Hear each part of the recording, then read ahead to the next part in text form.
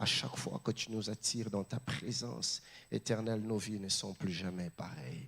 Il y a toujours quelque chose qui se passe quand nous nous tenons dans ta maison, dans ta présence. Éternel, nous attendons à toi encore en ce jour. Éternel Dieu, tu vois les besoins qu'il y a dans la vie des couples. Tu vois des challenges, des défis, des attentes, des cœurs. Éternel Dieu, à qui irions-nous, Seigneur? Yahweh, le monde n'a pas pu résoudre le problème de l'humanité. Jésus, nous tournons nos regards vers toi. Qui est celui qui a institué le mariage si ce n'est toi? Le mariage n'avait jamais été la pensée d'un homme. Éternel, c'est toi qui l'as institué. C'est toi qui nous as donné cette alliance, cet engagement sacré, cette institution sacrée. Nous avons besoin de toi, Père. Précieux Saint-Esprit, je prie que tu nous parles, que tu nous instruises, que tu nous enseignes. Inonde cet endroit par ta présence et par ton onction. Et que ton onction nous enseigne ce dont nous avons besoin de connaître afin de vivre des vies de couples plus stables, remplies d'harmonie, Seigneur. Nous n'y arriverons que par toi. Seigneur, s'il te plaît, que ce moment soit à toi. Parle-nous, impacte-nous, instruis-nous. Enseigne-nous. Au nom de Jésus, que quelqu'un m'aide à dire Amen. Shalom bien-aimé. Est-ce que tu peux saluer ton frère, ta soeur juste à tes côtés? Souhaite le bienvenu dans la présence de notre Dieu, dans cette 12e édition de conférence de couple. Oui, je le veux. Que Dieu vous bénisse pour votre fidélité, que Dieu vous bénisse pour votre accompagnement. Je ne saurais commencer cet enseignement sans pour autant reconnaître d'abord, l'apôtre l'a déjà fait, mais je voudrais le refaire, reconnaître la présence de celui qui est pour nous un aîné, un père, le pasteur Jean-Claude Safari. Je vais lui demander juste de se tenir debout un tout petit peu afin de nous permettre de l'accueillir. Merci papa, merci beaucoup, merci beaucoup. Nous sommes très reconnaissants papa, très reconnaissants. Combien vous nous ouvrez votre cœur, combien vous nous ouvrez les portes de ce temple, que des faveurs que vous n'arrêtez de nous accorder. À chaque fois que nous venons ici, on a l'impression que c'est une activité de la parole du salut.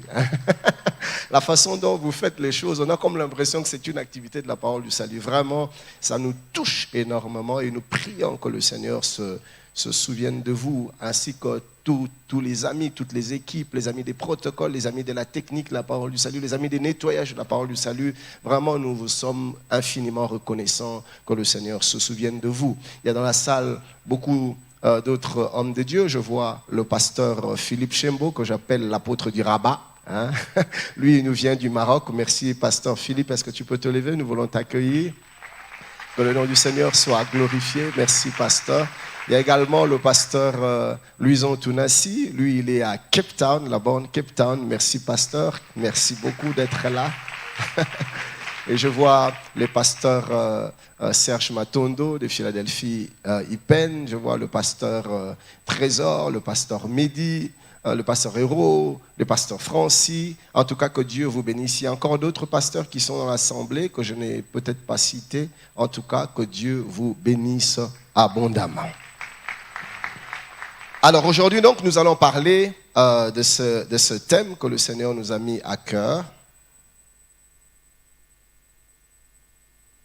L'art de communiquer dans le couple. L'art de communiquer dans le couple. Alors, je vais nous proposer le plan que nous allons suivre, le cheminement, notre canevas de ce matin. Comme d'habitude, nous allons y aller en 2 temps, une première session et puis une petite pause et puis on va finir. Alors, le plan que nous allons suivre, c'est subdivisé en 3 parties. La première partie, qui ne sera pas très longue, nous parlerons de définition et des buts de la communication.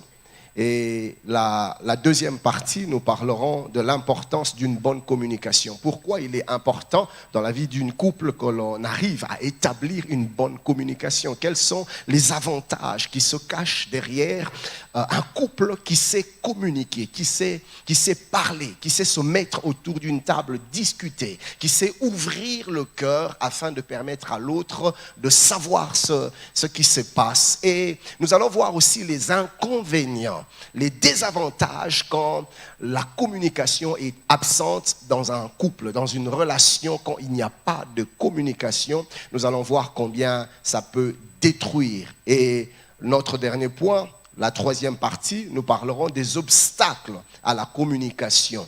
Qu'est-ce qui fait que certains couples puissent avoir du mal à bien communiquer? Qu'est-ce qui se passe? Les freins se trouvent à quel niveau? C'est où qu'il y a les obstacles? Nous allons essayer d'analyser toutes ces choses par la grâce du Seigneur. Alors, je vais commencer donc avec le premier point, la définition et les buts de la communication. Alors, pourquoi parler de la communication comme un art? Parce que notre thème de ce matin, c'est l'art de communiquer dans le couple. Mais pourquoi parler de la communication comme un art? Comme vous le savez ou sinon vous le devinez, l'art se définit comme un ensemble de connaissances, un ensemble de règles d'action dans un domaine particulier. Dans le domaine de la musique, puisque c'est un art, il y a tout un ensemble de principes, un ensemble de règles, de normes que nous devons respecter si nous voulons produire un son agréable. Si on ne respecte pas ces règles, si on ne respecte pas ces principes, le son sera confus, ça sera de la cacophonie et personne ne pourra s'en réjouir. Donc, l'art, c'est tout simplement cet ensemble de connaissances, des règles d'action dans un domaine donné. Et nous allons donc, nous, parler de la communication justement comme un art qui obéit à un certain nombre de règles. La communication a ses règles, la communication a ses principes, la communication a ses normes. Et nous sommes appelés à respecter ces normes pour pouvoir obtenir des effets positifs de la communication dans une vie de couple. Suis-je en train de parler à quelqu'un? Gloire au Seigneur. Ainsi donc, les conjoints ne peuvent réussir leur communication que dans la mesure où ils respectent les principes liés à la communication. On ne peut vivre pleinement et réussir la communication dans le couple que dans la mesure où on respecte les principes qui régissent le domaine de la communication dans le foyer, dans le couple, dans une relation. Qu'est-ce donc une communication? Alors, parler de la communication, c'est tout simplement parler de l'action d'échanger en vue de créer, de nourrir, mais aussi de maintenir une qualité de relation dans le couple. Donc, quand il y a communication, il y a échange. Nous échangeons un certain nombre de choses, un certain nombre d'informations. Et le but ici, c'est de créer, c'est d'affermir la relation. Le but ici, c'est de maintenir la relation. Le but ici, c'est de propulser la promotion, faire la promotion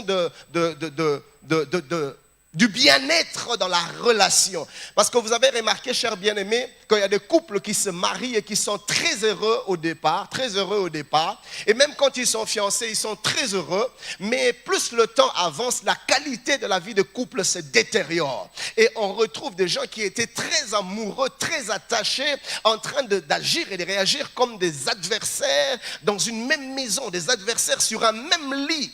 Et que de divorces aujourd'hui. Pourquoi? Parce que il y a quelque chose qui a été brisé, on ne sait plus communiquer, on ne se comprend plus, les attentes ne sont pas rencontrées. Pourquoi? Parce qu'il n'y a pas justement la possibilité d'échanger, la possibilité de se dire certaines vérités dans un certain climat, dans une certaine atmosphère, et ça détruit considérablement la vie de couple. que des couples, que de conjoints aigris aujourd'hui, que de conjoints en manque d'épanouissement. Et surtout, nous, les enfants de Dieu, nous savons que nous ne pouvons pas divorcer. Il y a des chrétiens qui sont ensemble juste pour la forme, juste parce qu'ils ont besoin de préserver une image, ils ont besoin de préserver un certain témoignage. Nous sommes des ouvriers, nous sommes des serviteurs de Dieu, nous sommes des chrétiens, nous ne pouvons pas divorcer. Alors ils se contentent. Il y en a qui vivent malgré eux, ils sont ensemble, mais il n'y a plus rien entre eux, il n'y a plus de vie, il n'y a plus cette gaieté de couple, on s'ennuie et on a envie même de se faire du mal, mais en fait on est ensemble malgré soi. Pourquoi? Parce qu'il y a quelque chose qui a été brisé.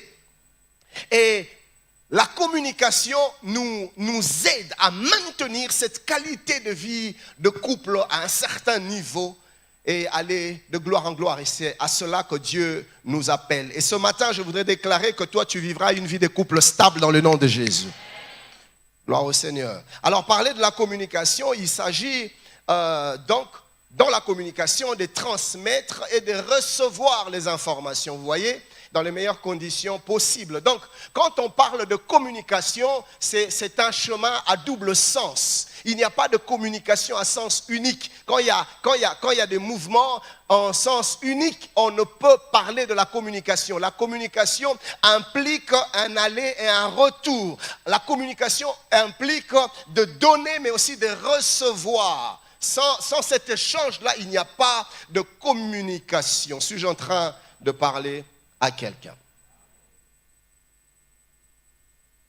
La Bible nous dit dans Proverbe 21, 9, « Mieux vaut habiter à l'angle d'un toit que de partager la demeure d'une femme querelleuse. » Qu'est-ce qui se passe? C'est que quand dans la communication, il n'y a qu'une seule personne qui parle sans arrêt, ça devient ennuyeux. On n'a pas envie de rester avec une personne qui parle tout le temps et qui ne te laisse pas le temps d'en placer une. Et malheureusement, il y a des gens qui sont comme ça. Ils parlent tellement, elles parlent tellement que tu n'as pas envie de rentrer à la maison. Il y a beaucoup d'époux qui ne supportent plus rentrer chez eux. Ils sortent très tôt le matin, ils rentrent très tard le soir. Pourquoi? Parce qu'il est fatigué d'entendre le bruit de sa femme. Elle est fatiguée d'entendre le bruit de son mari. Pourquoi? Parce que la communication n'est qu'un seul sens. Et elle ne veut pas écouter.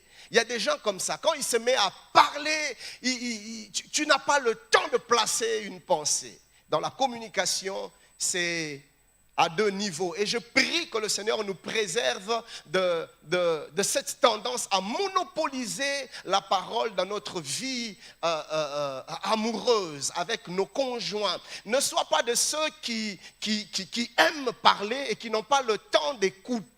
Ça ennuie, ça fait du mal à l'autre. Même s'il ne te dit pas, mais ça crée de frustration. Pourquoi? Parce que j'ai des envies, j'ai des désirs, j'ai des attentes, des préoccupations que j'aurais voulu exprimer, mais tu ne me donnes pas le temps. Et ce cumul-là, ça crée de frustration, ça crée des amertumes. Et ainsi, à la fin, on devient aigri, on devient violent, on devient agressif, on devient amer. Pourquoi? Parce qu'il y a des choses que j'aurais voulu partager, il y a des choses que j'aurais voulu dire. Et bien aimé, ce cumul de choses qu'on n'exprime pas, ça brise la joie, ça brise l'harmonie et ça brise même la qualité de relations intimes dans une vie de couple. Suis-je en train de parler à quelqu'un? Et voilà pourquoi tu remarques de fois, tu la touches, mais il ne ressent plus rien, elle ne ressent plus rien. Pourquoi? Parce que dans le cœur est rempli de choses qu'il aurait voulu exprimer. Il y a des problèmes qu'on n'a jamais réglés, il y a des préoccupations qu'on n'a jamais adressées. Et à force de les garder, ça brise la vie d'une personne qui devient amère, qui devient angoissée, qui devient frustrée. Bien aimé, la communication est d'une importance capitale dans la vie de couple. Je suis en train de parler à quelqu'un. Et ça doit être de deux sens.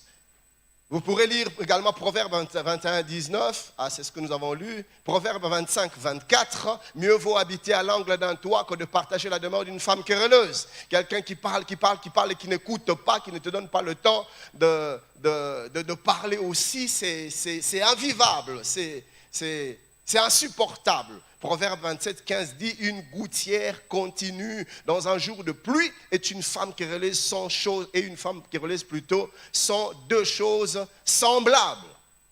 Vous voyez, quand il pleut et qu'il y a un trou au niveau du toit, l'eau n'arrête pas de couler. Sans arrêt, ça coule, ça coule. Et la Bible dit quelqu'un qui parle sans arrêt est comme ça. Alors, pourquoi devons-nous communiquer? C'est quoi le but derrière la communication? Quand on communique, qu'est-ce qu'on poursuit? Qu'est-ce qu'on vise? Quand on veut établir une communication, qu'est-ce que l'on recherche? Premièrement, nous voulons nous faire comprendre, se faire comprendre à l'autre. On veut lui exprimer ce que l'on ressent. On veut lui exprimer ce que l'on éprouve. Dans la communication, je t'ouvre mon cœur. Je veux que tu voies ce qu'il y a au-dedans de moi. Je veux que tu voies les choses qui me réjouissent. Je veux que tu voies, que tu connaisses des choses qui me blessent, des choses qui me brisent. Et il faut que je te parle, il faut que je m'exprime. Et on doit établir une communication. Je prie l'Éternel que nous ne puissions pas être des despotes, surtout nous les hommes, que nous ne puissions pas être des maris dictateurs, des maris despotes dans nos maisons, des maris trop autoritaires. C'est ce que tu dis, tu n'as le temps pour personne. C'est ce que toi tu mets sur la table qui compte. Tu n'as besoin de la vie de personne. Mon ami, ne sois pas égoïste. La femme que tu as épousée, elle a des droits aussi. Elle a le droit à la vie, elle a le droit à la joie, elle a le droit au bonheur, elle a le droit à l'épanouissement. Et comment peux-tu vivre tout en t'en foutant complètement de l'état d'esprit de la personne avec qui tu vis? Je prie que le Seigneur nous préserve de l'égoïsme. Et il y en a qui sont arrivés à un niveau d'insensibilité inimaginable. Il peut trouver sa femme ou son mari en train de verser de larmes, mais il s'en fout, elle s'en fout. Ça ne lui dit rien. Insensible. Je prie que cette cruauté ne soit pas trouvée dans ton cœur dans le nom de Jésus. La personne que tu as en face de toi, ce n'est pas ton ennemi, ce n'est pas ton adversaire, c'est ta femme, c'est ton mari. Et vous pouvez changer votre manière de vivre en améliorant la qualité de votre communication. Tu n'as pas besoin de t'imposer. Non, c'est ce que je dis, ça sera ainsi. Je n'ai d'ordre à recevoir. Papa, on ne parle pas des ordres, mais est-ce qu'on peut échanger? Est-ce qu'on peut discuter? Est-ce que tu peux m'écouter un peu aussi? Non, je ne t'écoute pas. Tais-toi! Tu n'as aucune idée de la douleur que tu es en train d'infliger à cette petite dame que tu appelles mon épouse. Souviens-toi du premier jour, le jour où on était là. Devant l'officier de l'état civil, le jour où on était là, devant l'homme de Dieu, devant le serviteur de Dieu. Que de beaux poèmes, que de beaux discours. Ma chérie, tu es ma lune, tu es mon soleil, qui sera toujours au zénith. Le jour où je t'ai rencontré, j'ai eu l'impression que je venais de naître. Quand tu m'as dit oui, dans mon cœur, c'était la même joie que la première fois où j'ai rencontré le Père Noël. Que de beaux discours. Et ce n'est pas faux. Ce que l'on dit ces jours-là, c'est vrai. C'est ce que l'on ressent dans le cœur. Vous voyez? Mais avec le temps, la qualité se détériore et on devient des ennemis. On se met à s'entre-déchirer, à se tuer. Mais qu'est-ce qui s'est passé? On a laissé quelque chose nous échapper. La place de la communication. La communication doit être rétablie dans le couple. Pourquoi? Parce que ça nous permet de nous faire comprendre chez l'autre. Ça nous permet de nous exprimer. Ça nous permet de mettre à nu nos ressentiments, nos émotions, nos douleurs, nos joies. Deuxième but de la communication, c'est partager ses sentiments, partager ses émotions, partager ses attentes. Dans le mariage, on ne peut vivre de manière stable, ou plutôt, l'autre ne peut être épanoui si ses attentes ne sont pas rencontrées. Et la communication te permet de connaître, de voir les attentes de l'autre. Comment vas-tu savoir ce qu'elle veut, ce qu'il veut, si tu n'entends pas, si vous n'échangez pas, si vous ne communiquez pas? Vous voyez? Et il y a des jours où tu as envie de lui faire du bien, mais le bien que tu désires lui faire ne fait pas le même effet escompté. Pourquoi? Parce que tu veux lui donner une chose que tu aurais voulu qu'on te donne toi. Et pourtant, si tu avais le temps de communiquer, tu allais la connaître, tu allais le connaître. Et tu allais toucher son cœur là où elle attend, là où il attend. C'est un peu comme avec Dieu, dans notre relation avec le Seigneur. Dieu dit à Moïse, tu construiras le tabernacle selon le modèle que je t'ai montré à la montagne. Je ne veux pas que tu me fasses autre chose. Je ne veux pas que tu me produises. Je ne veux pas que tu me produises quelque chose selon ton entendement à toi. Moïse, ne me fais pas plaisir selon la définition à toi du plaisir. Je veux que tu connaisses ce qu'il y a dans mon cœur. C'est que moi, je veux voir. C'est que je veux que tu fasses. Et il n'y avait pas d'autre moyen pour Dieu de montrer à Moïse ce qu'il voulait que par une communication claire. Il dit le modèle que tu as vu.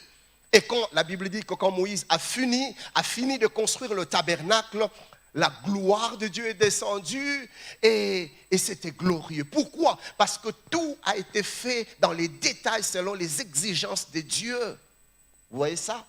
Et le cœur de Dieu s'est réjoui parce qu'on a rencontré ses attentes profondes.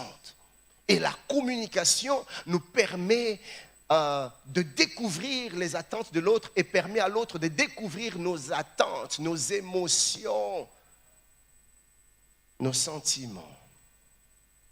Tu es en train de parler à quelqu'un.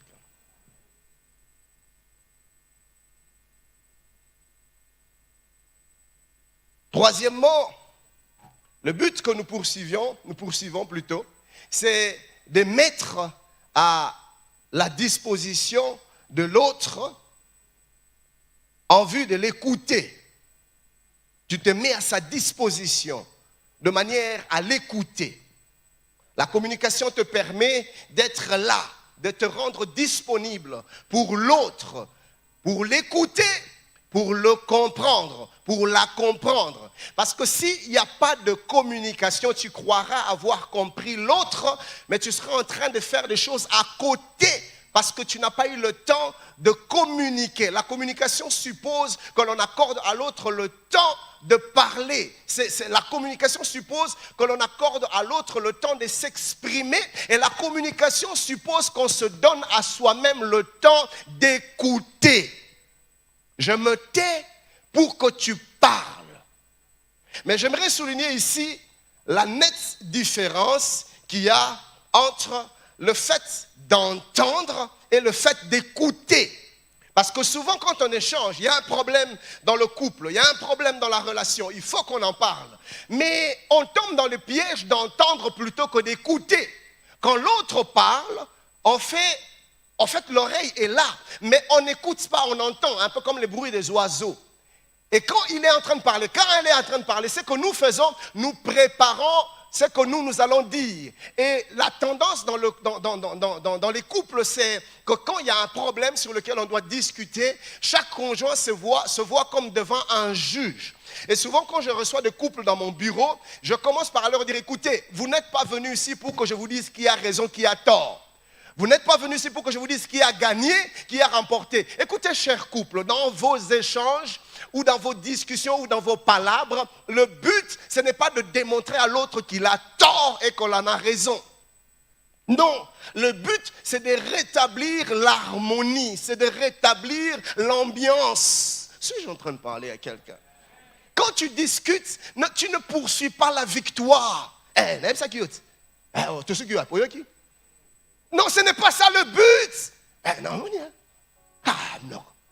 Est-ce qu'on va le dire? C'est pas ça l'objectif. Alors là, tu rentres avec une malsaine satisfaction d'avoir remporté une bataille. On ne se bat pas dans le foyer. On ne se bat pas. On construit. On se construit. Ce n'est pas une guerre. Ce n'est pas un champ de bataille, le foyer. Alors enlève dans ta tête cette tendance à être constamment sur tes gardes. Hey! Dès qu'elle t'appelle, déjà je te dis, papa, Pourquoi tu es constamment sur tes gardes? J'attends qu'elle parle.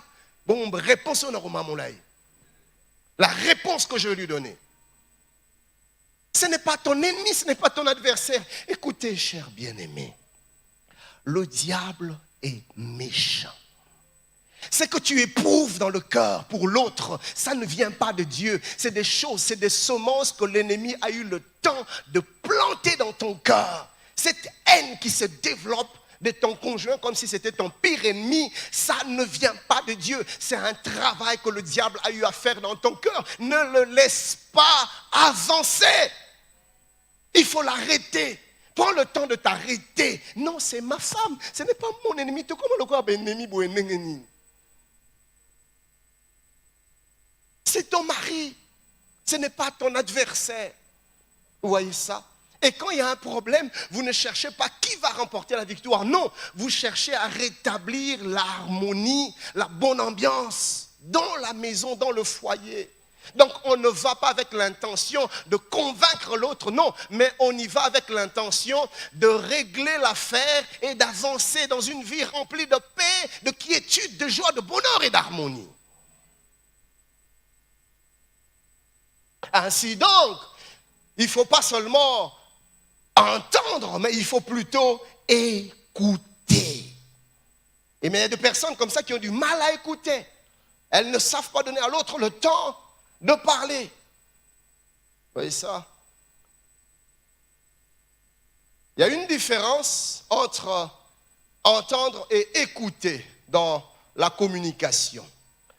La différence réside dans le fait que entendre est un acte passif, tandis que écouter est un acte actif. Quand je dis acte passif ici, c'est que la personne qui entend ne fait pas particulièrement attention à ce qu'on lui dit. C'est comme des bruits d'oiseaux qui passent. Elle ne se concentre pas à comprendre son conjoint. Parce que comme je le dirai tout à l'heure, dans une communication, bien aimé, ce qui importe, ce n'est pas les mots que tu entends, mais c'est l'effort de découvrir le sens que l'autre donne aux mots qu'il sort. Suis-je en train de parler à quelqu'un? Parce que très souvent, on se tue et on s'entretue sur la terminologie. Mais dans la communication, particulièrement dans le couple, il faut toujours faire cet effort d'aller au-delà de ce que j'entends pour percer les véritables besoins qui s'expriment derrière les mots quelquefois maladroits que l'autre conjoint utilise. Et quand tu comprends la différence entre le fait d'entendre qui est très passif et le fait d'écouter qui est passif, la passivité là consiste en ce que tu ne fais pas d'effort à comprendre, tu ne te concentres pas. Quand vous discutez, écoutez, quand tu parles avec ta femme, avec ton mari, tu dois être concentré. Pourquoi? Parce qu'il faut que tu réfléchisses sur ses propos, sur ses paroles. Et quand tu réfléchis sur ce qu'il dit, sur ce qu'elle dit, c'est que tu fais un effort d'aller au-delà même de certaines choses qui te choquent. Pourquoi elle m'a choqué? Vous savez, chers hommes, les femmes sont faibles. Hein? La Bible dit qu'elles sont des sexes faibles. Alors, dans leur faiblesse, inconsciemment ou consciemment, mais souvent inconsciemment, elles veulent y aller avec la manière forte pour te faire réagir. Tu vois? Parce qu'elle te dit, mais elle a l'impression que tu ne comprends pas. Et vous allez remarquer que les femmes ont toujours tendance à aller dans les extrêmes. Ah, d'ailleurs, j'ai l'impression que tu ne m'as jamais aimé. Non, mais toi, tu ne m'aimes pas. D'ailleurs, à tes yeux, je sais que je ne suis plus jolie à tes yeux. Ah, je sais que dans ton cœur, moi, là, je ne représente rien. Non. Ce n'est pas ce qu'elle veut dire. Elle est tout simplement en train de vouloir te faire réagir. Et dans sa faiblesse, des fois, elle y va de la manière la plus forte qu'elle trouve parce qu'elle veut une arme qui va te faire réagir. Alors, Alors si toi, en ce moment-là, tu ne t'arrêtes que sur les phrases qui sortent de sa bouche, c'est la bagarre.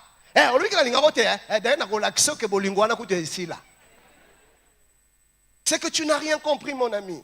Tu as entendu, mais tu n'as pas écouté. Regarde ton frère, dis-lui, entends. Écoute plutôt, arrête d'entendre.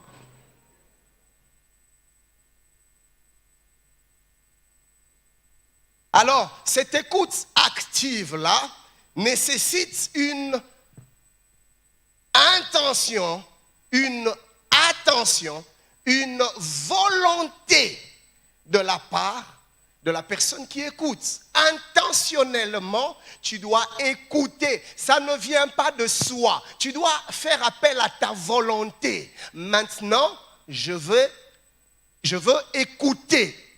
Alors là, tu arrêtes tout. Papa, parle.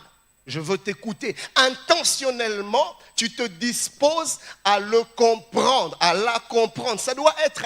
L'écoute n'est pas spontanée. Ce qui est spontané, c'est entendre. Mais écouter, c'est un acte intentionnel qui demande ta volonté. Suis-je en train de parler à quelqu'un? Tu dois vouloir écouter l'autre. Tu dois vouloir lui donner le temps de parler, pas pour préparer la réplique, non, pour la comprendre, pour le comprendre. Suis-je en train de parler à quelqu'un? Quand on écoute, on est attentif justement à ce que l'on entend. Vous voyez ça? Deuxième chose que j'aimerais vous partager à ce niveau, c'est que vos attitudes et vos gestes aussi sont importants. Les attitudes et les gestes donnent des indications à votre conjoint. Si vous l'écoutez ou si vous ne faites que l'entendre, on sait le voir par vos attitudes, par vos gestes, par vos gestuels, par vos mimiques. Vous voyez?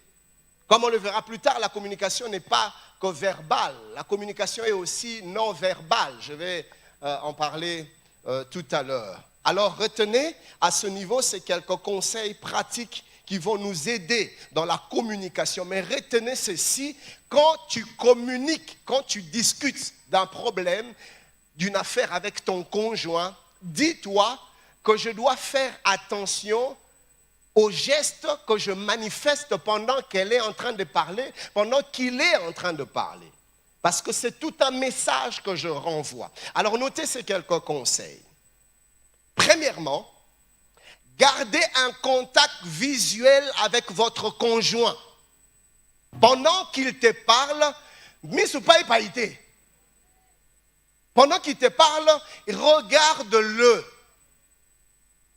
Tu te concentres sur lui. Quand lui se rend compte que tu le regardes, c'est un marque de respect, de considération. Je le redirai tout à l'heure. Mais il est important que dans la communication, que tu puisses maintenir un contact visuel. C'est pas que ta femme est en train de parler, toi tu zappes. Ah, maman Mateo Indeyo Kakaloba.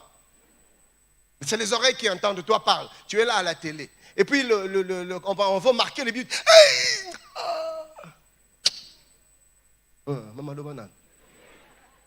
Là, c'est déjà brisé. Tu as cassé la communication et tu seras surpris de voir la personne commencer à atterrir.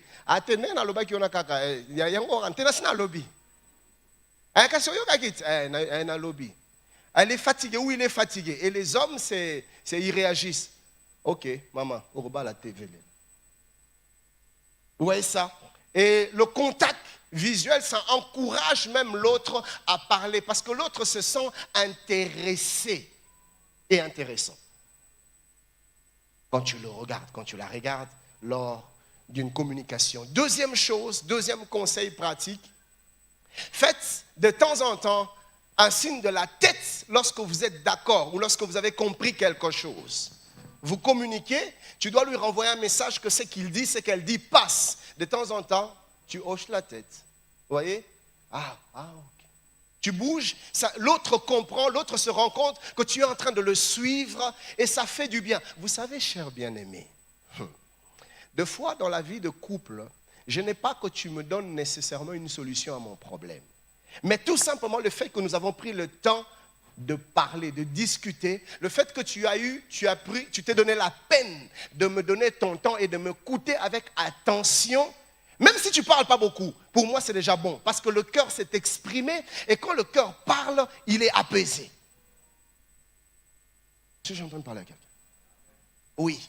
Donc, de temps en temps, il est bon que l'autre sente que tu es avec lui, que tu es avec elle, que tu l'accompagnes dans la conversation. Quand tu comprends, quand tu as saisi, quand tu es d'accord, tu hoches la tête. Mais attention, troisième conseil, n'acquiescez pas de la tête au mauvais moment. C'est un signe qui montre que vous faites semblant. Oui, mais qui maman la biso penda. Oui, mais qui a raté les cambouana.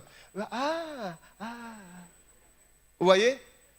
Directement, il comprend que tu ne le suis pas. Parce que tu as acquiescé au mauvais moment. Ou des sourires mal placés.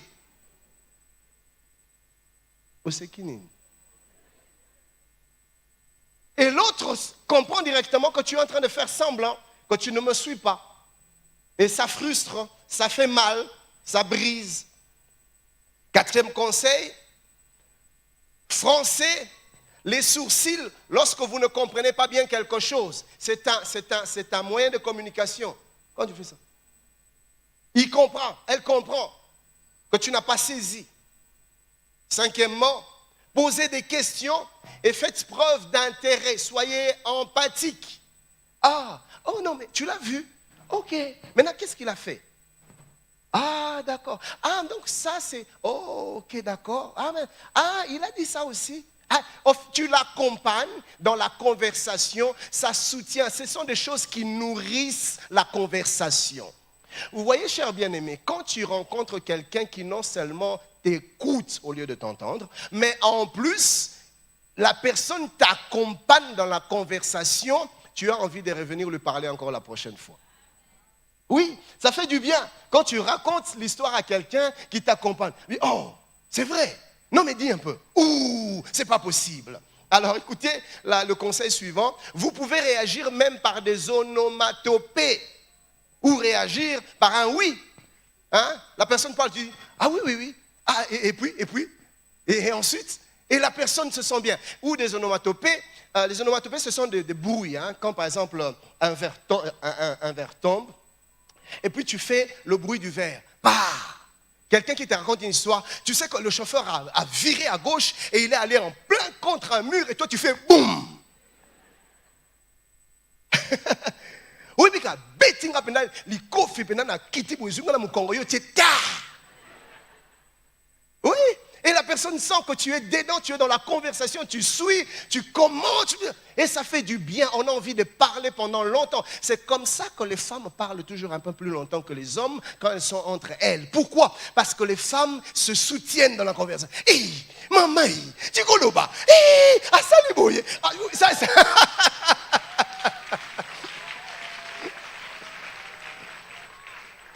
Ça alimente la conversation, ça entretient la communication et on se sent bien, on communique et on se sent déchargé et on se sent apaisé. Et c'est ça le but de la communication. Mais il faut que cela soit accompagné. Et un autre conseil, un dernier conseil, c'est que de temps en temps, résumer brièvement ce que la personne a dit. Vous voyez? Après avoir parlé à un moment de vie. Ok, donc écoutez, donc en fait, c'est ce que tu voulais me dire, quand tu es sorti de la maison ce jour-là, tu as rencontré le monsieur, et puis bon, finalement, ça n'a... d'accord. Et là, donc tu résumes de temps en temps, des petits résumés comme ça, de ce que l'autre conjoint est en train de te dire, et ça fait du bien, la personne sent que tu la suis, et ça nourrit la conversation, ça entretient la communication. Alors notez cette vérité. Une vérité capitale, une vérité importante. Elle est la suivante. On écoute la personne que l'on valorise et on valorise la personne qu'on écoute. On écoute la personne que l'on valorise et on valorise la personne qu'on écoute. Le fait de donner ton attention à une personne témoigne du respect et de la considération que tu lui accordes. Tu vois? Et la personne que l'on écoute se sent valorisée parce que l'écoute est un signe de l'importance que vous lui accordez ou que vous accordez à ses propos. Cette écoute attentive, ça traduit la place que la personne occupe dans ton cœur. Quand tu considères la personne, tu fais attention. C'est un message que tu as de l'importance à mes yeux. Ainsi, j'accorde de l'importance à tes paroles. Vous voyez ça? C'est pour ça que Dieu nous appelle à considérer sa parole. Parce que sa parole, c'est l'expression de sa personne. Et celui qui aime sa parole aime Dieu. Il a dit, si vous m'aimez, observez mes commandements, observez ma parole.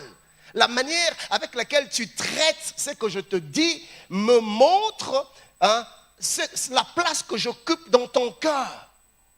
Si tu n'as pas de considération pour une personne, tu auras du mal à lui donner ton attention. Mais si tu donnes l'attention, cela est un signe que tu respectes la personne, que la personne compte pour toi. Et pareil aussi, la personne que l'on écoute, elle se sent bien. Ça lui fait du bien. Ah, ayokingai.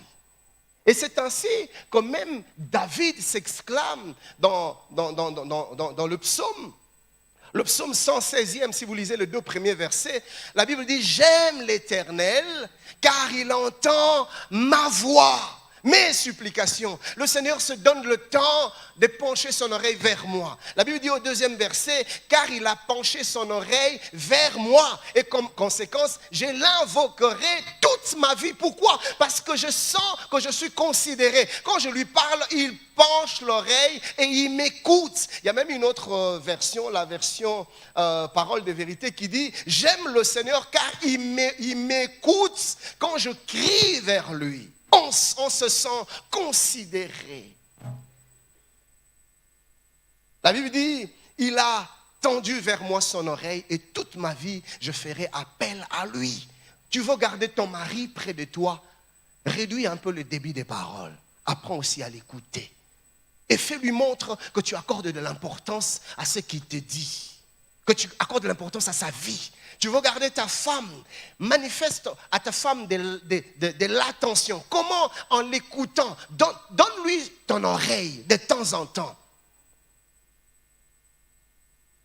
Que Dieu nous aide à améliorer notre communication dans le nom de Jésus. Amen. Alors la deuxième chose, disons la deuxième partie de mon intervention, je voudrais parler de l'importance d'une bonne communication. Pourquoi c'est important d'avoir une bonne communication dans la vie d'un couple. Écoutez ça, la communication dans un couple est comme l'oxygène. On ne peut vivre sans elle. On ne peut se passer de l'oxygène. De la même manière, un couple ne peut se passer de la communication. Alors je vais vous parler de l'importance de la communication sous forme de 4 vérités que nous devons connaître dans un couple. Dans la communication plutôt dans un couple. 4 vérités importantes à connaître sur la communication dans le couple. Première vérité à connaître sur l'importance de la communication dans un couple, c'est que la communication, c'est que plutôt il est quasi impossible de vivre dans une vraie harmonie si l'on ne s'accorde pas au préalable. Ça, c'est une vérité importante. On doit d'abord se mettre d'accord. Comment seras-tu en harmonie avec moi si on ne se met pas d'accord? Tu ne dois pas m'imposer. Tu ne dois pas m'obliger. Si tu m'obliges, si tu m'imposes, je ferai des choses parce que tu m'as forcé, mais je ne me retrouverai pas. Notre relation ne sera pas harmonieuse. Pourquoi? Parce que tu m'imposes les choses. Vous voyez ça? Et on a besoin de s'asseoir et de se mettre d'accord. Et quand on ne sait pas se mettre d'accord, on aura du mal à vivre en harmonie. Chers bien-aimés, une vie de couple harmonieuse ne tombe pas du ciel. Vous n'allez pas vous réveiller un moment, hey, tout ça là harmonieux, vraiment biso. Non, ça ne se passe pas, ça ne tombe pas d'en haut. Il faut que tu t'y investisses, il faut que tu travailles. Et cela passe par le fait de s'asseoir et de se mettre d'accord. Chérie, ça peut aller. Chérie, est-ce qu'on ne peut pas arranger ça? Chérie, est-ce qu'on ne peut pas rajouter ça? Chérie, est-ce qu'on ne peut pas réduire ici? Ah non, écoute, tu veux qu'on réduise à combien? Réduisons à 5. Non, écoute, chérie, 5 c'est quand même trop. Est-ce qu'on ne peut pas réduire même jusqu'à 3? Ok, il n'y a pas de problème. On se met d'accord et tout le monde sort de la discussion avec un sentiment de satisfaction. Tout le monde trouve son compte. Et on est heureux, on est épanoui. Pourquoi? Parce que je sens que mon conjoint a de la considération, il prête, il donne de l'importance à mes avis. Il écoute aussi mes opinions. Je ne me sens pas brimé. Je ne me sens pas écrasé. Que des femmes qui sont malheureuses aujourd'hui parce que brimées dans leur maison, elle n'a pas le droit de dire quoi que ce soit. Elle se sent écrasée, elle se sent diminuée auprès de son mari, et ça brise, ça détruit. Et tu verras le visage qui commence à faner. Pourquoi? Parce que dans le cœur, on n'est pas heureux, on n'est pas heureuse. Et ça se voit. Une jeune fille qui était éclatante avant le mariage, mais après le mariage, elle est devenue comme une vieille dame de 60 ans. Et pourtant, c'est encore une jeune fille. Qu'est-ce qui se passe? Elle est brimée. Elle n'est pas épanouie. Pourquoi? Parce qu'elle ne se sent pas considérée. Comment elle ne se sent pas considérée? Je lui ai acheté une voiture, pasteur. Et cette voiture m'a coûté très cher. Je ne l'aurais pas achetée si je ne la considérais. Non. Non, écoutez, tu peux acheter une voiture même à une personne que tu hais, même à une personne que tu détestes. Tu peux acheter une voiture à ton ennemi juste pour décorer les apparences. Vous voyez ça? Mais quand tu as le temps de t'asseoir avec une personne, non seulement de parler, mais d'écouter la personne. Non seulement d'écouter, mais de donner de l'importance à ce qu'elle dit. Ça témoigne de la considération. Et quand une femme vit ça, quand un homme vit ça, il se sent bien, il se sent heureux, il se sent épanoui. Et c'est comme ça que vous allez voir des hommes et des femmes. Un homme qui a une très belle femme, elle n'a rien à reprocher sur le physique de sa femme, mais il se retrouve avec une fille au talier, au tali fille, au tali moissina, il n'y a pas match. Tu regardes la fille, tu regardes sa femme, tu dis, mais il est parti chercher quoi? Et personne ne comprend. Mais si tu approches, tu te rendras compte que là-bas, il a le temps de se faire écouter. Et on le respecte. On respecte ce qu'il dit. Et il se sent tellement bien que la place qu'elle accordait à sa femme est en train d'être prise par une autre. Pourquoi? Parce que sa femme n'a pas de considération. Ah, pasteur, l'âme est la raille. Non, ce n'est pas ça. Est-ce que quand il parle, tu as le temps de te taire? Pas pour faire semblant, pas pour entendre, mais pour écouter. Ou bien il y a vraiment tchakou. Ceux qui ont bandit, il faut nani monique pour que tu te taises. Donc, quand on ne sait pas s'accorder, on aura du mal à être harmonieux. Et la Bible nous en parle dans Amos 3:3. La Bible dit, 2 hommes marchent-ils ensemble sans en être convenus? On doit se convenir pour marcher ensemble. Darby, la version Darby dit, 2 hommes peuvent-ils marcher ensemble s'ils ne sont pas d'accord? On doit se mettre d'accord, on doit s'accorder. Or, il est impossible de s'accorder là où il n'y a pas de communication. On ne parle pas, on va s'accorder comment? On ne communique pas, on va s'accorder comment? On n'a jamais le temps de s'asseoir. On va s'accorder comment? On n'a jamais le temps pour nous deux. Tu es tout le temps parti. Tu es tout le temps avec tes copines. Tu es tout le temps en train de papoter à gauche et à droite. Tu n'as jamais le temps pour ton mari. Tu n'as jamais le temps pour ta femme. Tu passes plus le temps avec tes amis qu'avec ta femme. Vous allez vous accorder quand? Et tu te plains que la qualité de ta vie de couple se détériore. Tu chasses des démons. Il n'y a pas de démons à chasser là. Accordez-vous une bonne qualité de communication.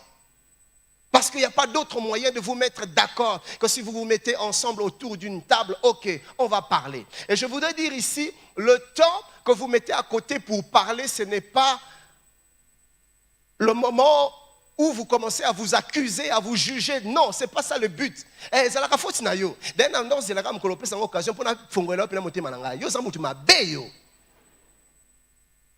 Alors, quand tu commences à attaquer l'autre comme ça, c'est fini. Il se renferme, il se bloque petit à petit. Et c'est fini, il devient hermétique. La communication ne va plus passer. Suis-je en train de parler à quelqu'un? Donc, il faut avoir de temps en temps dans la vie de couple, des moments où vous êtes à deux. Vous vous mettez ensemble. Ça peut être dans la chambre. Évitez un peu des fois les enfants. Tout le temps les enfants autour de vous. Tout le temps du bruit autour de vous. Ça interfère à la communication. Donnez-vous aussi des fois de temps rien que vous deux. Ne soyez pas toujours pressés de sortir, de quitter le lit. Quand il n'y a plus de sommeil, reste là. Pas pour faire l'amour, pour parler. Parce que je suis à Tamoraka. Et vous n'avez pas le temps. Après, quand vous avez fini, vous êtes fatigué. Et vous n'avez pas parlé.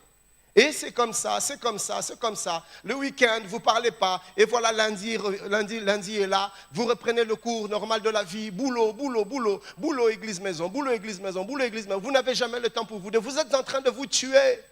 Vous tuez votre... Vous ne vous rendez pas compte, mais vous tuez votre vie de couple.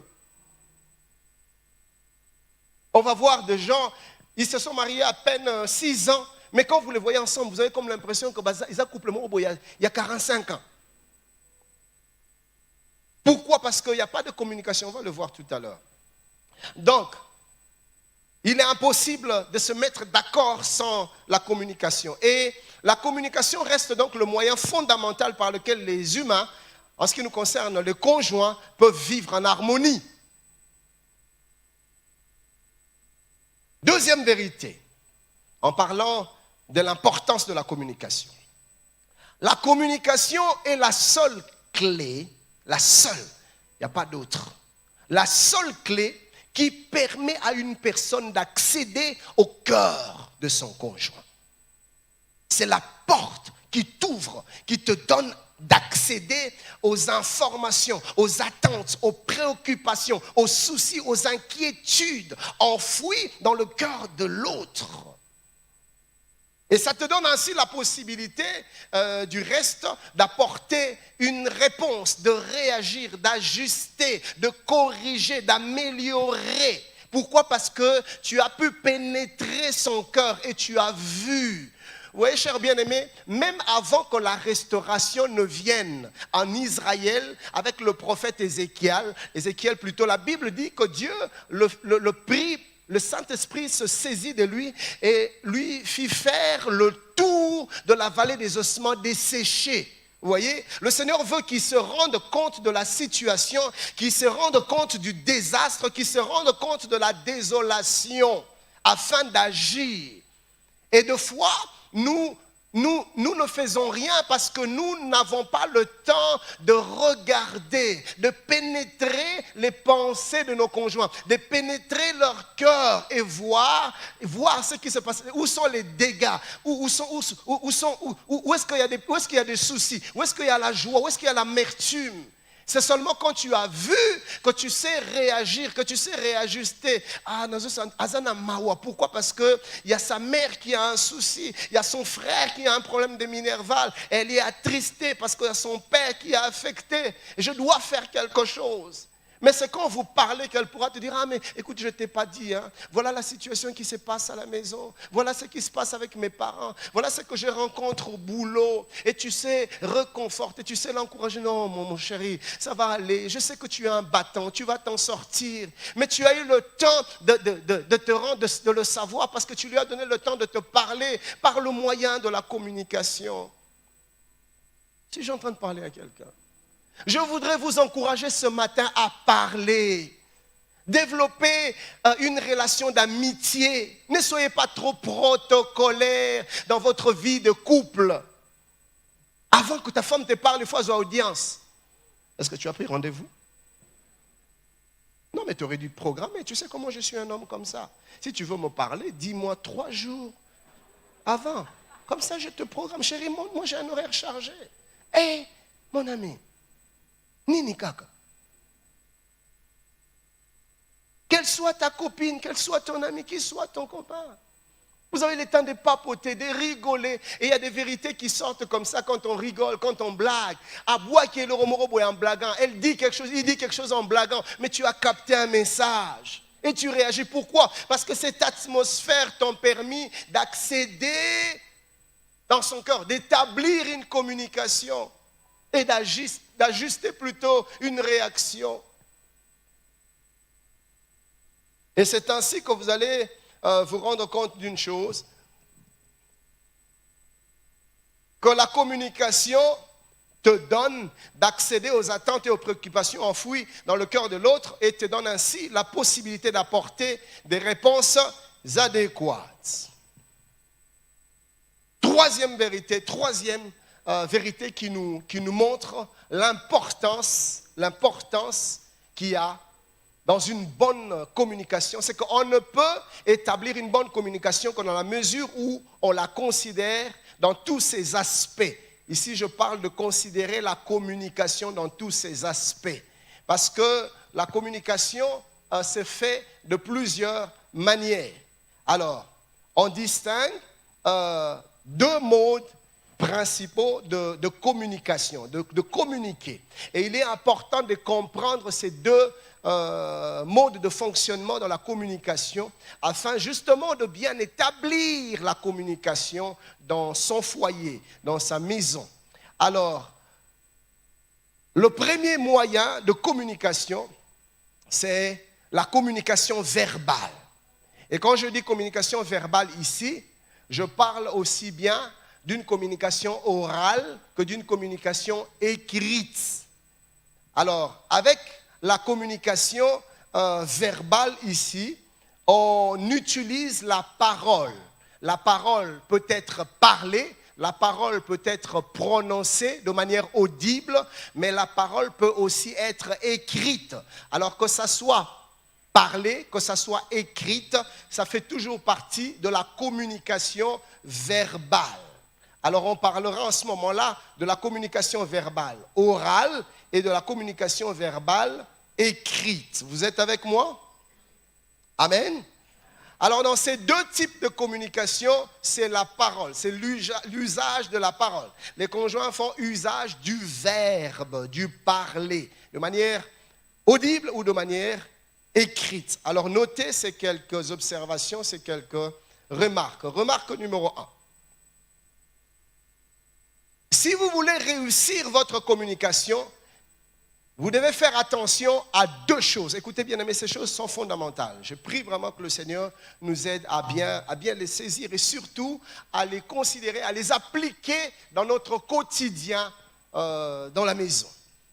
Que ce soit avec ton prétendant, ta fiancée, ton mari, c'est valable. Alors, si vous voulez réussir la communication, établir une bonne communication, faites attention à ces deux réalités. La première chose, fais attention dans le choix des mots. Les mots que tu utilises, mon ami, c'est important, c'est capital. Deuxième chose, je vais expliquer. Deuxième chose que sur laquelle tu dois veiller, c'est le ton de la voix. Quel ton tu prends quand tu parles? Alors notez que les mots utilisés et le ton de la voix, la manière de parler, peuvent soit ouvrir le cœur du conjoint, soit fermer le cœur du conjoint. Tu as choisi des mauvais mots, tu as choisi des mots non appropriés, et qu'est-ce que ça crée comme conséquence? L'autre se ferme, il ne veut plus t'écouter. Il est là, mais il ne t'écoute plus. Pourquoi? Parce que dans son cœur, il est fermé. Tu as utilisé de mauvais mots, de mauvais propos. Je vais commencer par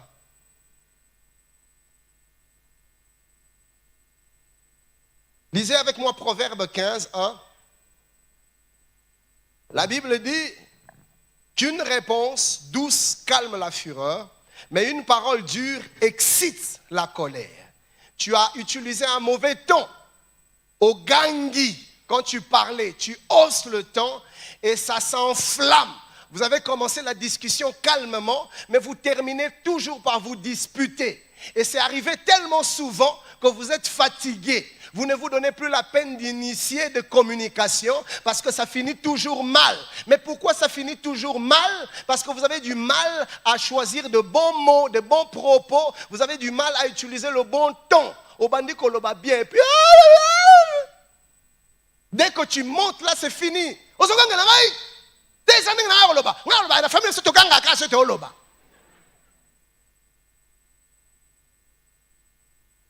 On ne peut... Écoutez, vous savez, chers bien-aimés, ce qui est bizarre dans la communication, c'est que quand le temps monte, cela veut dire qu'il y a quelque chose qui est déjà brisé.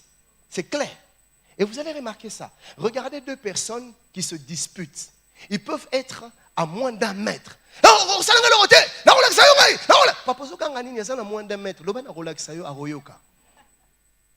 Pourquoi? Parce qu'il y a quelque chose qui a été brisé et même à quelques centimètres, tu cries. Pourquoi? Parce que là, déjà, il n'y a plus rien. Mais remarquez deux personnes amoureuses. Ils ne crient pas. Ils peuvent être à quelques millimètres. Moi aussi. Merci.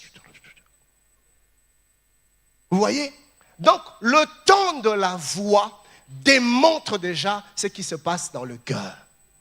Et quand tu cries, moi je lis le menace que tu es en train de me donner qui vient de ton cœur. C'est une expression de ce qui est au-dedans de toi. Et ça casse, ça brise la communication et ça ne passe plus. Donc fais attention au choix de mots et au ton de la voix. Proverbe 25-15, la Bible dit: par la lenteur à la colère, on fléchit un prince. Et une langue douce peut briser des os. Vous voyez ça? On ne parle pas de dents dures, on parle d'une langue douce qui peut briser des os. Et on parle de la lenteur, de la douceur qui peut fléchir un prince. C'est pour ça que les femmes qui ont compris cela, ils savent gérer leur mari. Vous voyez ça? Et moi, j'ai toujours dit aux femmes, vous devez reconnaître le domaine dans lequel Dieu vous a doté de force et de puissance. Ce n'est pas dans l'agressivité, c'est dans votre douceur. Je vous ai déjà dit ça. J'avais une de mes chefs qui me disait, vous les hommes, vous dites que vous êtes les têtes, mais vous oubliez que nous les femmes, nous sommes les coups. Nous pouvons vous bouger dans tous les sens. Et ça, c'est vrai. Une femme qui est consciente de ses capacités, qui réside dans le charme, dans sa douceur. Mais à gérer, vous comprenez? À gérer, on ne sait pas. Ah, papa, fandanano. Eh, yo kakaboye. Ah, on ne dit pas kasi. Ateloba kasi. Oh. Et si, soit comme tu as, c'est aussi aux yeux. Vous voyez ça? Parce que tu reconnais ta force. Alors c'est pareil dans la communication. Quand tu sais utiliser de bons mots, tu peux dire une chose, mais au lieu de tournure moroboye.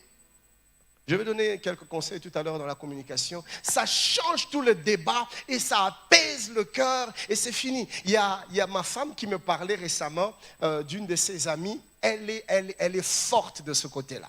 Même quand tu penses qu'elle a tort, que là vraiment c'est de sa faute, mais elle ne va même pas te laisser le temps de parler. Ah, au moins, maman, nazana tort. Écoute, naza faute nyoso na nga enga penza nazo kumika motanga moko, mama limbisanga ka pardon. Bon mutu aboye oroloba nene. So lingo ganga lebe, tala papa, au moins ndenge lobi wana, même nga moko tu na yebi ke naza consciente.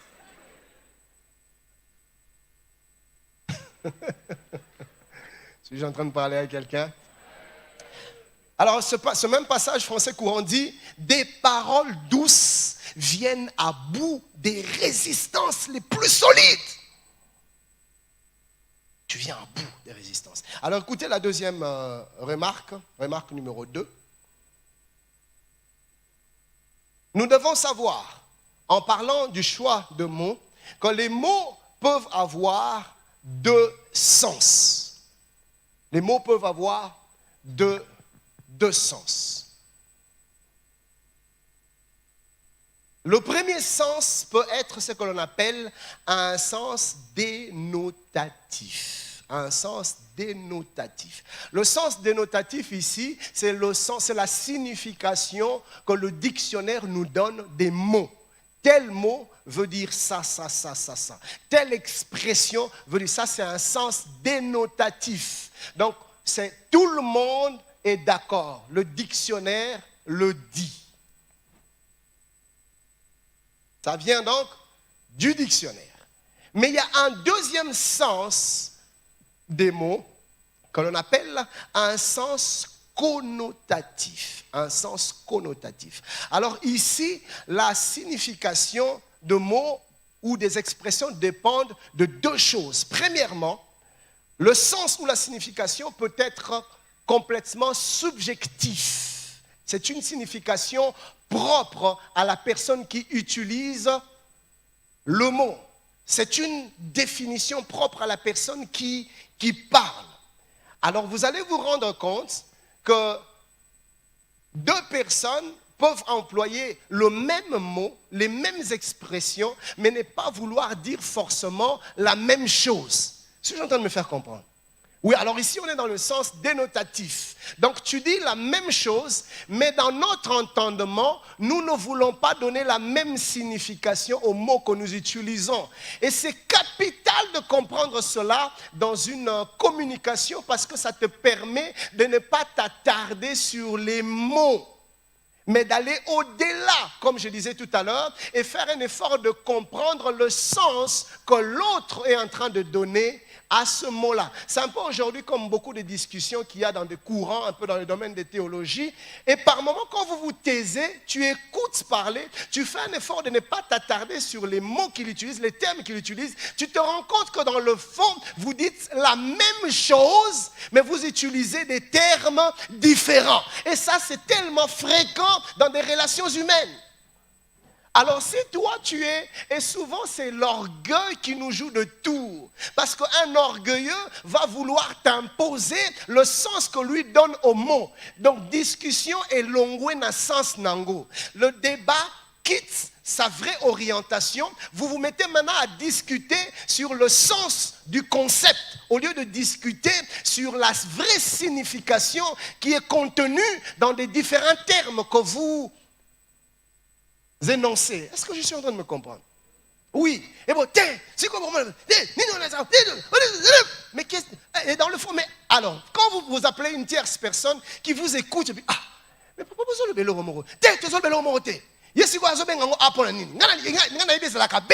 Soit tu as le B A, soit tu as le B. Soit que B ça B T, soit que tu as le Et c'est fini. Vous allez vous entretuer et pourtant, vous dites exactement la même chose. Donc, dans la communication, prenez cela en compte. Le sens dénotatif qui peuvent être des sens, des significations subjectives. Alors, toujours dans le sens, plutôt connotatif, pardonnez-moi. Alors, toujours dans le sens connotatif, il y a un autre élément, c'est que la signification peut aussi être contextuelle.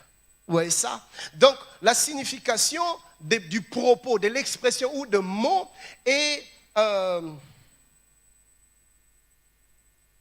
provient et déterminée. Voilà. La signification que je donne ou une personne donne à un mot peut être déterminée par le contexte dans lequel la personne vit.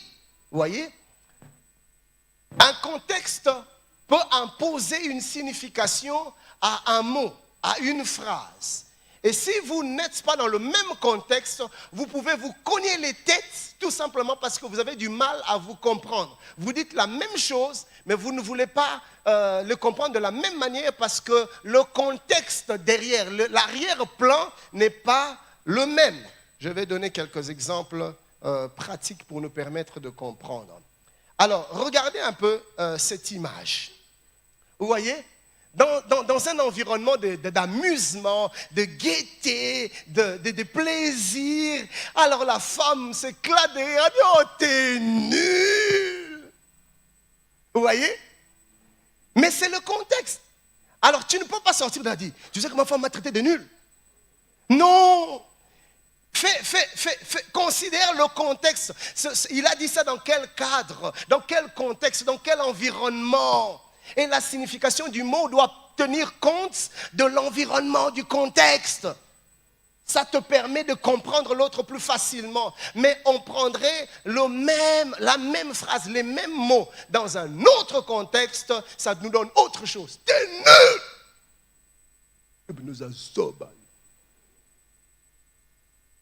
Et c'est autre chose, c'est le même mot, mais le sens complètement différent. Pourquoi? Parce que le contexte a changé, l'environnement a changé, l'ambiance a changé. Tu j'entends parler à quelqu'un? Alors une bonne communication exigera au conjoint d'aller au-delà des mots pour comprendre la pensée réelle de l'autre. Ne faites pas toujours attention à ce que l'autre dit, et surtout quand c'est sous émotion. Je vais y revenir tout à l'heure. Car souvent sous émotion, on dit des choses que l'on regrette. Ah d'ailleurs, je regrette de t'avoir épousé. Je n'aurais pas dû t'épouser. Écoutez, ne vous laissez pas aller à la colère. Quand tu es fâché, évite de parler. De peur que tu ne dises des choses que tu vas regretter après. Mais quand c'est déjà sorti, des fois, on a du mal à l'effacer. L'autre a déjà entendu. Et on demande pardon. Mais, chérie, on a 83 et t'es là. Maman n'a pas pardon. Je t'ai déjà pardonné. Mais je parle seulement.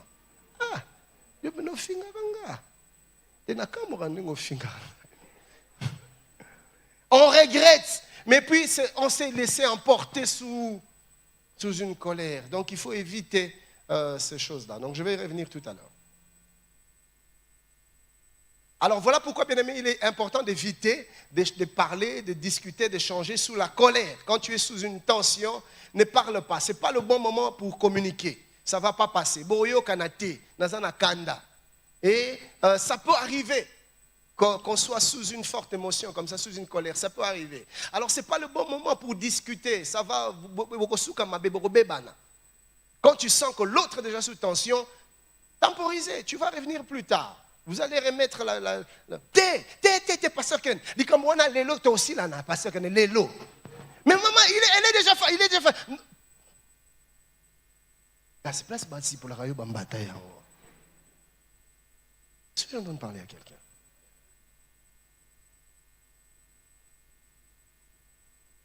Alors, j'étais donc en train de parler de la communication verbale, mais aussi une communication qui est non verbale. Ici, la transmission et le partage des informations se fait, mais pas par l'usage de la parole, ni par l'usage des écrits. On communique, mais une communication non verbale. On ne fait pas appel aux paroles ni aux écrits. Alors la communication non verbale est aussi dite la communication du corps. La communication du corps, c'est-à-dire on utilise consciemment ou inconsciemment certains mouvements du corps, certains gestuels du corps, des signes, des mimiques comme ça. Et on est capable de transmettre clairement un message sans dire un mot. Je me fais comprendre clairement, mais je n'ai rien dit. Un regard, un sourire, une réaction, un clin d'œil, un mouvement de sourcil, on renfronne le front. C'est tout un message qui passe. On rit, c'est tout, on communique. Et surtout, des gens qui se connaissent bien. Des fois, ils n'ont pas besoin de trop parler. Et ça, il faut considérer cela dans la communication. Je vais vous expliquer tout à l'heure le pourquoi. Alors, les modes ou les moyens de la communication non verbale sont multiples et variés. Il peut s'agir de plusieurs choses. Il peut s'agir tout simplement de l'aspect extérieur. L'aspect extérieur d'une personne peut communiquer quelque chose. Ça peut donner tout un message. On peut passer tout le message rien que par l'aspect extérieur. Et vous allez voir cela dans la Bible, même dans Exode 28, 2, Dieu dit à Moïse, tu feras à Aaron ton frère des vêtements sacrés. Pourquoi? Pour marquer sa dignité et pour lui servir de parure. Nouvelle Bible seconde dit, afin de marquer son rang et sa dignité. Donc par son accoutrement, par son aspect extérieur, on pouvait se rendre compte du rang qu'il occupait et de la dignité que Dieu avait investie dans sa vie, rien que par son aspect extérieur. Et vous allez voir comme ça, une personne qui est déprimée, vous pouvez le voir par son aspect extérieur.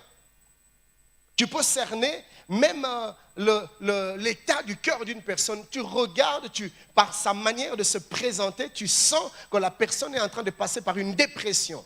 La personne est abattue, la personne est découragée, la personne est démotivée, mais elle n'a rien dit. Tu as juste regardé son apparence, sa présentation, son aspect extérieur. Mais ça te transmet un message. Et dans la communication, dans la vie de couple, c'est important de faire attention disons, à la communication non verbale. Non, pasteur Ken, il ne m'a rien dit. Moi, je suis un homme de principe. Quand on me dit rien, cela veut dire qu'il n'y a rien. Tu vas faire du mal à ton conjoint. Parce qu'il peut parler, elle peut parler, il peut parler sans avoir parlé, sans avoir utilisé de mots, sans avoir écrit. Mais tout simplement par l'apparence extérieure, tu peux comprendre qu'il y a un message qui se cache. Tu peux comprendre qu'il est en train de te... Et j'ai entendu des fois des hommes en train de dire, « Ah, mais pasteur Ken,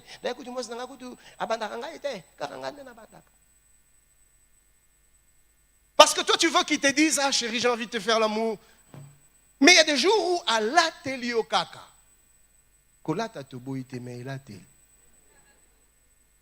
À l'atelier kaka moi le romoro boy, à beti tour, à zongi, mais yo aveugle, aux autres la rara loba. Je suis en train de parler à un homme. Tu peux lire un message juste par l'apparence, par les gestuels. Et la communication passe.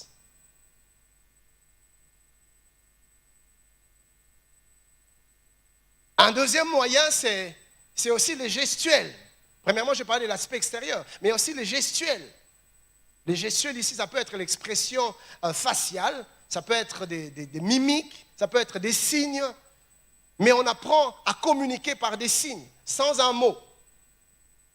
Mais le message passe. Alors, on peut analyser quelques expressions faciales, et puis on va prendre le break. Si vous regardez cette femme, par exemple, vous lisez quoi quand vous la regardez? Elle est agréablement surprise. Ah, chérie, tu m'as offert ça. Et là, si tu saisis un message, ou quand tu vois comme ça, quand tu vois ce sourire-là, tu sens qu'elle est contente.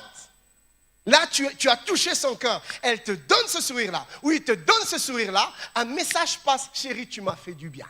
Mais elle n'a rien dit. Elle a juste souri. Il a juste souri. Et le message est passé. Alors maintenant, des fois, limités que nous sommes, tu fais du bien à ton mari, tu fais du bien à ta femme, il te regarde, il te balance un sourire avec des yeux qui rapetissent un peu. Et puis tu peux... Oh! Donc malobagnon soit lobby, n'a sourire naïe au capté rien. Aux autres, elle a merci. Non, elle est ingrate. Elle ne m'a pas dit. Non, mais le sourire là, c'était plus qu'un merci. Quand elle te sourit là, elle est en train de te dire, que tu m'as fait du bien. Et quelqu'un dit avec moi, langage non verbal. Et c'est important, chers bien-aimés, que dans la vie de couple, dans la communication, que nous puissions manifester de la joie. C'est au conjoint qui te fait du bien. C'est aussi un message. Quand ton conjoint te fait du bien, manifeste de la joie. C'est un message. C'est un encouragement. Kozalaka li bendete.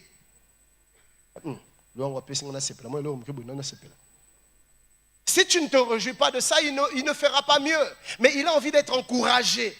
Par le peu qu'il essaie de faire, manifeste ta joie. C'est tout un message. Quand tu te réjouis de ce que je fais pour toi, cela veut dire que tu crois en moi. Cela veut dire que tu m'encourages à faire encore. Cela veut dire que tu me motives à aller encore plus loin. C'est tout un message. Des fois, c'est même plus parlant que le temps où tu te mets, non chérie, j'ai envie que tu fasses mieux, j'ai envie que tu fasses plus, j'ai envie que tu sois un peu plus motivé. Des fois, ça va mieux parler que les paroles.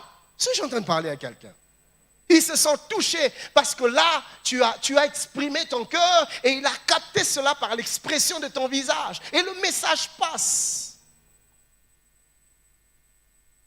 Et quand vous voyez ce visage-là, là vous savez qu'il a peur ou qu'elle a peur. Et des fois, elle a peur d'avoir fait une bêtise ou il a peur d'avoir commis une erreur. Et quand le mari te manifeste sa peur comme ça, la femme te manifeste sa peur, cela est tout un message. Tu n'as pas besoin qu'il te dise, chérie, je suis désolé, je regrette ce que je fais, chérie, pardonne-moi. Tu n'as pas besoin à Bangui. Et tu comprends qu'elle-même vient de regretter l'acte qu'elle vient de poser. Ça, je suis en train de parler à quelqu'un. Et des fois, frère, saisissons le langage gestuel, le langage du corps. Tu n'as pas besoin qu'elle parle beaucoup. Tu n'as pas besoin qu'il parle beaucoup. C'est toute une repentance. Tu as senti le remords de son cœur. C'est tout ce qu'il fait. Mais tu saisis. Et puis tu réagis. Non, chérie, c'est bon. C'est bon. Non, il n'y a pas de souci, chérie, c'est bon. Non, chérie, non, mais écoute, ça va, on oublie ça. Et le message est passé. Et ça rend la vie tellement facile. Mais toi, tu as remarqué que par ses mimiques, il a exprimé son regret, sa repentance, son repentir. Mais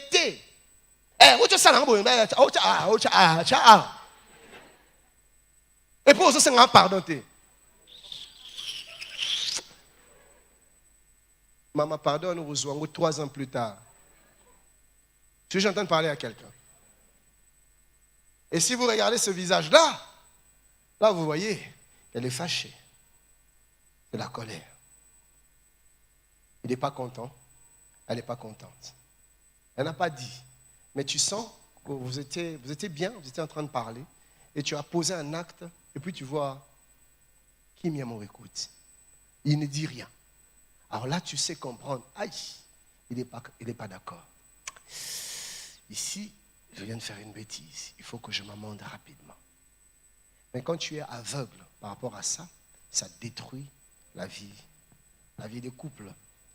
Ou encore, quand tu vois ce visage-là, là tu sais qu'elle est dans l'étonnement, mais l'étonnement de quelque chose auquel elle ne s'attendait pas. Ou encore quand vous voyez ça,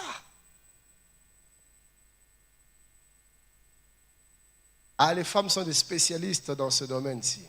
Hein? Et des fois, tu remarques bien qu'elle est en train de bouder, mais tout naïf. Chérie, quelque chose ne va pas? Non, tout va bien. Alors ne t'arrête pas là. Tu vois, pasteur, je lui ai demandé clairement, maman Nini, elle m'a dit, je lui ai dit quoi? Elle m'a dit, il n'y a rien. Pasteur, regarde ce qu'on a ça. Maintenant, moi, je vais faire quoi? Elle-même m'a dit qu'il n'y a rien. Je considère qu'il n'y a rien. Là. C'est parce que tu t'es arrêté seulement à une expression, à une communication verbale. Mais même quand elle te dit, il n'y a rien, toi, tu saisis le message de l'expression gestuelle. Si j'ai en train de parler à quelqu'un. Et des fois, quand il boude comme ça, quand elle boude, c'est parce qu'elle veut que tu réagisses. Il veut que tu réagisses. Alors ne fais pas l'indifférent. Rapproche-toi, tu vois. Mets-toi à poser des questions. Mon ami, je te dis déjà, tu vas poser même 10 fois la question, elle te dira toujours non. Mais t'inquiète, plus tu poses, plus tu te rapproches de son cœur. Plus tu poses. Et puis, ne pose pas la question de manière désintéressée. Pose vraiment de... Ah, non, chérie, je vois que ça ne va pas. Ah, chérie, je ne voulais pas. Non, chérie, tu dois me dire. Tu sais, bébé, quand tu es comme ça, moi, je ne me sens pas bien. Je vais aller travailler comment? On est sur Simbié. On va à ce qui non.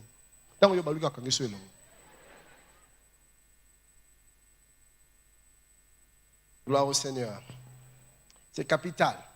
La Bible dit dans Genèse 40, 5 à 8, on parle de Joseph. Pendant une nuit, le chanson et le panetier du roi d'Égypte qui était enfermé dans la prison eurent tous les deux un songe, chacun le sien, pouvant recevoir une explication distincte. Verset 6, Joseph étant venu le matin vers eux, les regarda et voici, ils étaient tristes. Alors il questionna les officiers de Pharaon qui étaient avec lui dans la prison de son maître et il leur dit, pourquoi avez-vous mauvais visage aujourd'hui? Ils lui répondirent, nous avons eu un songe, et ainsi de suite. Mais qu'est-ce qui a entamé cela? Avant que ces gens-là ne parlent verbalement, ils avaient déjà parlé par leur attitude. Tu peux voir que mon mari ne va pas bien. Non, je connais mon gars. Il y a quelque chose qui ne va pas. Et tu vas vers lui, chérie, tu as une mine bizarre. Non, ça va. Et surtout, nous les hommes, nous aimons faire les durs. Hein? Parce que des fois, un homme l'homme a l'impression que s'il dit ce qui le dérange, c'est un aveu de faiblesse. Ça, c'est l'homme. L'homme aime d'abord trouver des pistes de solutions. Il peut dire, non, j'avais tel problème, mais voilà ce que je fais, j'ai déjà réglé. Ça, c'est l'homme. Il aime prouver. C'est dans la nature masculine. Mais quand je le vois, il faut aller vers lui. Mais chérie, ça ne va pas. Je vois que ça ne va pas. Est-ce que je peux faire quelque chose? Et la communication passe. Si je suis en train de parler à quelqu'un. Gloire au Seigneur. Alors, retenez ces 3 postulats. Bien souvent, nos gestuels parlent bien plus fort que nos mots. Nous parlons de manière plus percutante de foi avec les gestuels qu'avec les mots. Deuxièmement, savoir faire attention aux gestuels du conjoint te permet de les saisir plus clairement. Parce que vous allez vous rendre compte que je peux être en train de dire une chose, mais je pense une autre. Ce qui est d'ailleurs le 3e postulat, un conjoint peut être en train de dire une chose alors qu'il est en train de penser une toute autre chose. Alors voilà pourquoi je dis le contact visuel est très important. Parce que si tu ne t'attardes qu'à ce qu'il dit, tu vas passer à côté de ce qu'il y a véritablement dans son cœur, de ce que sont ses véritables attentes, de ce qu'il veut, de ce qu'elle veut véritablement, parce que tu n'as pas regardé la mine qu'elle avait pendant qu'elle disait cela. Elle peut te dire, je suis content, je suis content. Mais là, tu sens que ça ne passe pas. Regarde, quand tu vois un mari comme ça, c'est chérie, siliki. Tu es dans silikité. Ah, chérie, je vois. Non, c'est dans silikité. C'est dans silikité, dans silikité. Est-ce que dans silikité? Ah. Non, c'est dans silikité, c'est dans on peut s'en kanda. Il dit, je ne suis pas fâché, je ne suis pas fâché. Mais quand tu regardes son visage, quand tu regardes ses réactions, tu vois qu'il est fâché. Vous voyez? Donc, dans la communication, il est important d'aller au-delà des mots. Que Dieu vous bénisse.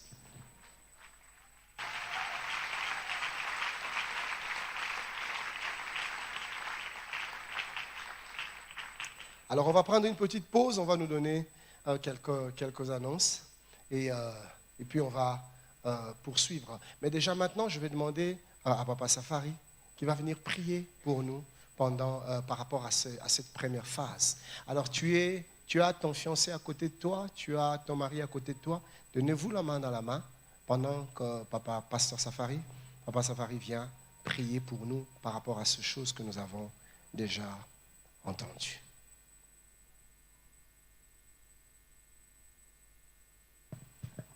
Alléluia. Si nous pouvons courber nos têtes dans la prière, s'il vous plaît. Je veux que d'abord, juste pendant 1 minute, que chacun puisse prier par rapport à ce qu'il a entendu. J'ai entendu beaucoup de choses et je pense que chacun d'entre nous s'est retrouvé quelque part. Moi aussi. Amen. Quel que soit le nombre d'années de mariage, quand on entend de tels messages, on se retrouve quelque part d'une manière ou d'une autre et ça nous aide. Et même, je peux dire que ce sont des choses qui peuvent nous aider, pas seulement dans le cadre du mariage, mais dans d'autres domaines également. Parce que la communication, ce n'est pas seulement dans le foyer, mais c'est dans le milieu professionnel et partout où on passe. Et ça va nous aider chacun d'entre nous. Lève ta voix, bien-aimé, dis merci d'abord au Seigneur pour ce que tu as entendu. Amende-toi là où tu dois t'amender. Demande la grâce de Dieu et après, je vais courtement prier pour que cette faveur de Dieu nous accompagne pour que nous soyons des excellents communicateurs. Lève ta voix. Alléluia. Alléluia. Le Seigneur t'entend. Lève ta voix. Il est attentif à ta voix. Parle-lui. Dis-lui merci. En disant merci au Seigneur, tu bénis l'homme de Dieu qui a parlé. Continue à parler. Il t'écoute. Parle-lui, parle-lui. Réalise que le Seigneur est en face de toi. Il nous a déjà précédés en ce lieu avant que nous puissions arriver ici. Il a été l'auditeur bien-aimé, là, présent et silencieux tout au long de ce moment. Alléluia. Seigneur Jésus, merci. Merci parce que tu entends cette prière de reconnaissance de chacun, tu entends cette prière de confession, d'amendement de chacun, tu entends cette prière également de changement, Seigneur, de décision que quelqu'un a pris dans son cœur après avoir entendu cette première partie. Alléluia. Seigneur, nous venons à toi. Merci pour ce merveilleux message. Merci, ô Dieu, parce que c'est ta volonté parfaite qu'il y ait une excellente communication dans les couples. Merci, ô notre Dieu, que de fois des incompréhensions, que de fois des situations compliquées, tout simplement parce que les couples ne prennent pas le temps de s'asseoir pour s'écouter ensemble, ô Dieu. Ils ne prennent pas le temps de dialoguer ensemble. Oh Dieu, que de dégâts, parce qu'on interprète mal ce que l'autre a dit, que de dégâts, parce que Seigneur, on interprète mal le comportement gestuel de l'autre. Père, que de fois où on peut être là, on entend sans écouter et des dégâts se font. Seigneur, aide chacun d'entre nous à savoir communiquer, savoir parler, savoir écouter l'autre, pas seulement l'entendre, mais écouter, être actif au notre Dieu dans la communication. Attentionner à ce que l'autre est en train de dire. Être prêt, Seigneur, à s'amender là, il faut s'amender. Aide-nous, Seigneur, et que ce soit vraiment réciproque. C'est ainsi que l'harmonie sera là. C'est ainsi que le couple ira de l'avant. C'est ainsi que le foyer va être un havre de paix et non pas un ring de boxe, un havre de paix, un vrai jardin d'Éden. Oh Dieu, aide chacun d'entre nous. Aide ceux-là qui sont déjà mariés depuis des années, comme nous autres 3 décennies déjà mariés. La perfection, Seigneur, on ne la vivra pas ici-bas, mais nous aspirons toujours à la perfection. Aide ceux-là qui sont mariés il y a 2 décennies, 1 décennie, peut-être juste 7 ans, 5 ans. Aide ceux-là qui sont mariés à peine, Seigneur, il y a peut-être 1 mois ou 2 mois. Ils ont la grâce d'entendre ces choses parce que au moins, ils sont disposés à pouvoir bien démarrer. Et très vite, Seigneur mon Dieu, vivre une certaine dimension d'harmonie et de bonheur dans le foyer. Et cela le plus tôt possible. Seigneur, il y en a qui sont fiancés. Et ils sont bénis parce que ils savent déjà ce qui les attend dans le foyer. Ils savent comment est-ce qu'ils pourront se comporter dans le foyer. Et ils sont bénis. Même les célibataires qui sont là, Seigneur mon Dieu, qui n'ont pas encore pensé au mariage, au moins, ils ont des réserves d'enseignement qu'ils pourront mettre en pratique un jour. Mais ça ne concerne pas seulement le mariage parce que dans la vie courante, oh Dieu, on vit ces choses. La communication verbale, non verbale. Père très saint, dans les entreprises avec les subalternes. Dans les entreprises avec les chefs, ceux qui sont élevés.